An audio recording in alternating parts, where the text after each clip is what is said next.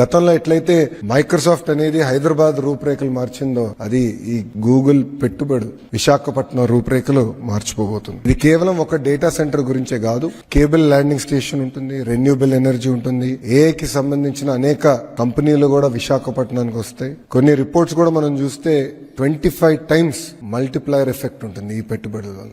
అలాంటి economic activity ఒక విశాఖపట్నంలోనే Google చేయబోతుంది. ఈ ఒక్క పెట్టుబడి వల్ల మా అంచనా సుమారుగా 1,88,000 మందికి డైరెక్ట్ గా ఇండైరెక్ట్ గా ఉద్యోగాలు కల్పించగలుగుతాం.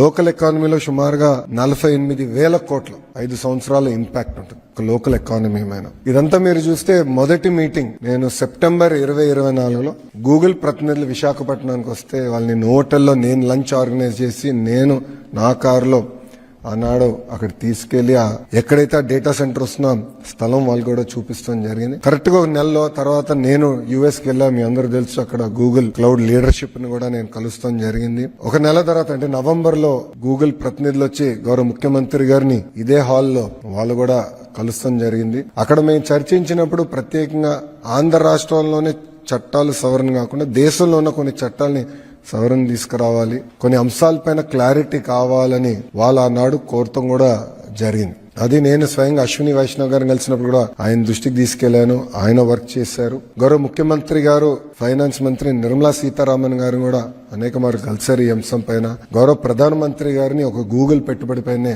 2 సార్లు కలిసి డీటెయిల్స్ అన్ని గౌరవ ప్రధానమంత్రి గారితో చర్చించిన తర్వాత అక్కడ అవసరమైన చట్టాల సవరణ కూడా చేశాం. దాని వల్లనే ఒక ఇంత పెద్ద ఇన్వెస్ట్మెంట్ భారతదేశంలో ఆంధ్ర రాష్ట్రానికి వచ్చింది.